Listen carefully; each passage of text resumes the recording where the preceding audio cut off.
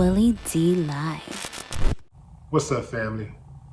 A Nebraska father was arrested for shooting and killing his 10-year-old son on Thanksgiving Day. Backstory.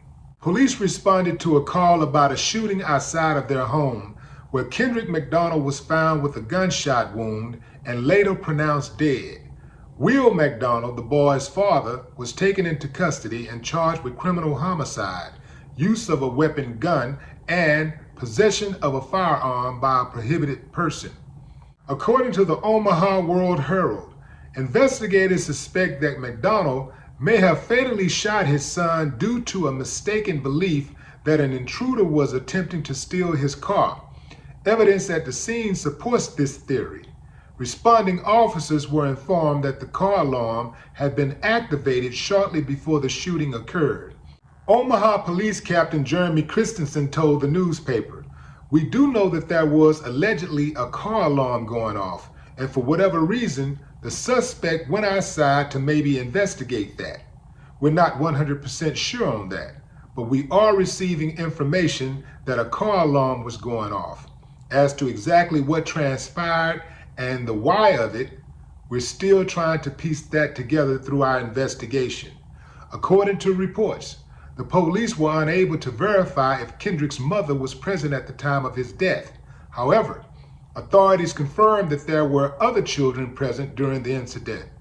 When investigators were asked about their belief regarding McDonald mistaking his son for a car thief, Christensen said detectives were still trying to figure out the ins and outs of that through their investigation.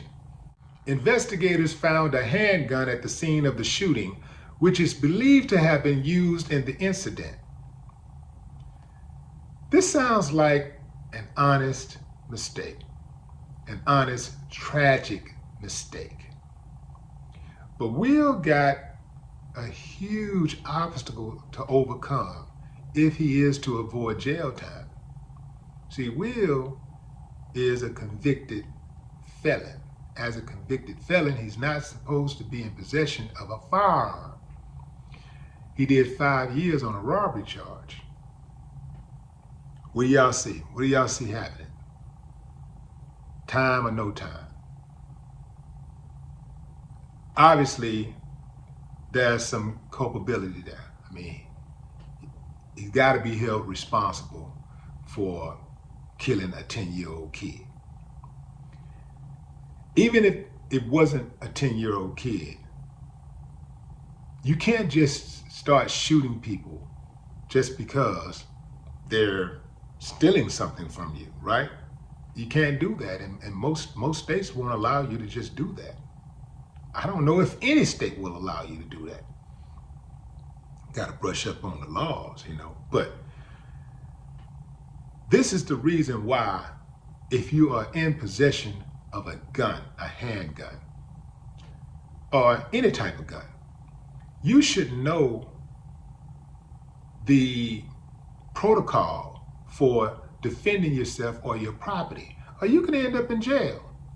Even if you have a perfect record, even if your character is flawless, even if you are a pillar of the community, if you use that gun in the wrong manner, you could be protecting yourself, and you don't fire off at the right moment, man, you can find yourself in prison. These people ain't got no problem putting people in jail. I mean, man, dude has got to be going through it. I can see how something like that could happen. I can see it. I can see how something like that can happen. Your car alarm goes off. You see somebody, inside the car or whatever, and the next thing you know, you just shooting. And can you imagine this dude discovering that the person that he thought was stealing his car was his own son? I really do believe that was an accident. The evidence as it's been presented substantiates that. As tragic as this is, it could serve as a cautionary tale for those of us who have not made a mistake like that.